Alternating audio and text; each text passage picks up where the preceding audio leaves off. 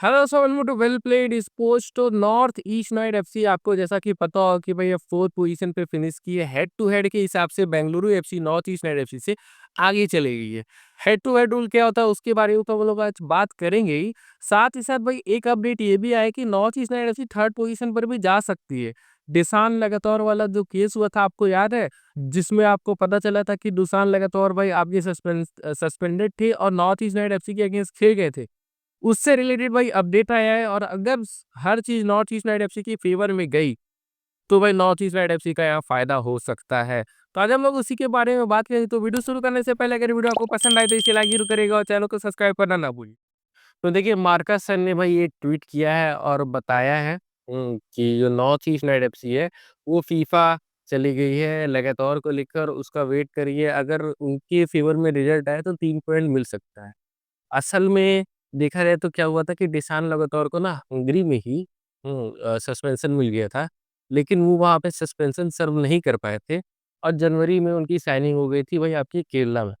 हुँ, केरला में उनकी साइनिंग हो गई थी और उसी टाइम देखा है तो अब ये है कि वहाँ पे हंगरी में सस्पेंशन हुआ है, तो वो चीज़ यहाँ पे कैरी फॉरवर्ड होता है, मतलब कि उनको पहले मैच में सस्पेंशन नहीं रहता, खेलना नहीं चाहिए था। लेकिन वो खेल गए as a substitute north east united FC के अगेंस्ट खेल गए। तो जैसा कि आप यहाँ पढ़ पा रहे हैं कि FIFA uphold North east United FC's claim that Lagator was ineligible player. Club will get 2 additional points as Blaster will deem to have forfeit the match by 0-3 margin, मतलब कि एक तो उनको 3 पॉइंट मिलेगा, फिर 0-3 मार्जिन से वो मैच जीत भी जाएँगे और फोर्टिफाइड होगा जो कि मैच, इसीलिए 3 क्या कहते हैं, जो 3 गोल है वो माइनस हो गया आपके केरला ब्लास्टर एफसी से और बेंगलुरु एफसी के अबव हो जाएँगे और थर्ड पॉइंट्स पे थर्ड पोज़ीशन पे वो आ जाएगी। हाँ, फीफा और जो एआईएफएफ का जो कोड है, डिसिप्लिनरी कोड है, उसके हिसाब से देखा जाए तो नॉर्थ ईस्ट यूनाइटेड एफसी के अगेंस्ट उनको नहीं खेलना चाहिए था।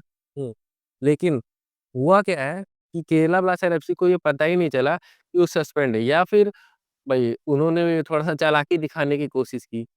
हुआ क्या है कि देखिए, ये चीज़ अगर नॉर्थ ईस्ट यूनाइटेड एफसी को पता चल सकती है, तो केरला को क्यों नहीं पता चलेगी? हुँ, पता चल जाना चाहिए। वो लोग चालाकी दिखाने की कोशिश, क्योंकि क्योंकि जो उनको रिपोर्ट मिला ना आईटीसी या सीआरसी का, उसमें लिखा हुआ था कि उनको कोई सस्पेंशन नहीं है। वो लिख के आया। तो उस वो लोग उसका फ़ायदा उठाने की कोशिश की और वो लोग उतार दिए भाई नॉर्थ ईस्ट यूनाइटेड एफसी के अगेंस्ट। अब हो सकता है कि वो गलती भी की हो, मैं मान रहा हूँ, कि वो अगर जानते तो वो लोग फ़ायदा उठाने की कोशिश किए। हो सकता है कि उनकी तरफ से गलती भी हुआ हो। हाँ, लेकिन जब नॉर्थ ईस्ट यूनाइटेड एफसी ने ये सब क्लेम किया, तो फिर जाके फिर उन्होंने मेल किया और फिर हंगरी एसोसिएशन को, और फिर वहाँ से मेल आया वापस कि नहीं, बात ऐसी है कि उनके ऊपर सस्पेंशन था, आपको सस्पेंशन सर्व करना चाहिए था। तो अब तो वो खेल चुके थे, तो आप टाइम मशीन से पीछे तो जा नहीं सकते हो। तो फिर देखा जाए तो केरला ब्लास्टर एफसी फीफा के टीएमएस हेल्प डेस्क पे गई। तो वहाँ पे ये हुआ कि आप सस्पेंशन क्या करिए ना, कि नेक्स्ट मैच में सर्व कर दीजिए। तो ईस्ट बंगाल के अगेंस्ट देखा जाए तो उन्होंने सस्पेंशन सर्व कर दिया था। बट जो नॉर्थ ईस्ट यूनाइटेड एफसी की मैनेजमेंट है, वो ये कह रही है कि भले गलती से किए हो, चाहे जानबूझ के किए हो, चाहे एआईएफएफ की गलती हो, चाहे हंगेरियन एफए की गलती हो, मुझको क्या लेना-देना। मेरे अगेंस्ट तो ऐसा प्लेयर खेला ना, जो कि एलिजिबल नहीं था, उनकी भी बात सही है, उनके अगेंस्ट ऐसा प्लेयर खेला जो एलिजिबल नहीं था। आपको पॉइंट्स कैसे मिलते हैं? किसी की गलती से ही ना, कोई जान के थोड़ी ना देगा आपको पॉइंट।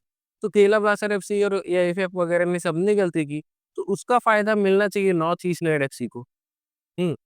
लेकिन अभी तक वो हुआ नहीं है और north east united FC wait कर रही है भाई। उसका फ़ायदा अगर नॉर्थ ईस्ट यूनाइटेड एफसी को मिल जाएगा, तो हम लोग जानते हैं north east united FC head to head के हिसाब से देखा जाए तो चली गई कहाँ, 4th पोज़ीशन पे चली गई है। हालाँकि देखा जाए तो बेंगलुरु एफसी से उनका पॉइंट बराबर है, लेकिन हेड टू हेड रूल की वज़ह से 4th पोज़ीशन पे चली गई है।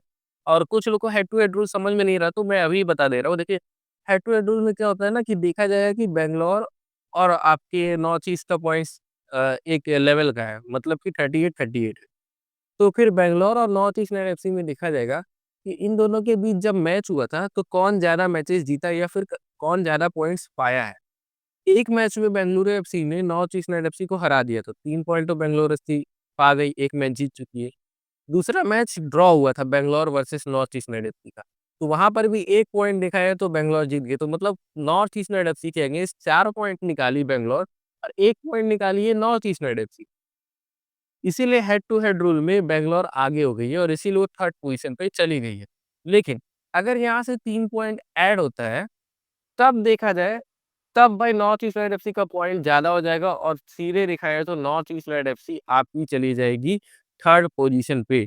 लेकिन फिर नॉर्थ ईस्ट यूनाइटेड एफसी किसके अगेंस्ट खेलेगी? मुंबई सिटी एफसी के अगेंस्ट अपना सेमीफाइनल कह रहा हूँ, नॉकआउट मैच खेलेगी।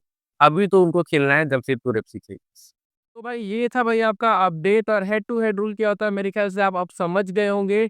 मेरे हिसाब से देखा है तो जमशेदपुर एफसी ज़्यादा अच्छा ओपोनेंट होगा नॉर्थ ईस्ट यूनाइटेड एफसी के लिए। अब देखते हैं नॉर्थ ईस्ट यूनाइटेड एफसी की फेवर में चीज़ें जाती है कि नॉर्थ ईस्ट यूनाइटेड एफसी के अगेंस्ट में चीज़ें जाती है। आपको क्या लगता है भाई कि नॉर्थ ईस्ट यूनाइटेड एफसी के लिए ज़्यादा अच्छा ओपोनेंट कौन होगा, जमशेदपुर एफसी या मुंबई सिटी एफसी? हम लोग कमेंट करके जरूर बताइएगा। और अगर ये वीडियो आपको पसंद आया हो तो इसे लाइक जरूर करेगा और चैनल को सब्सक्राइब करना ना भूले।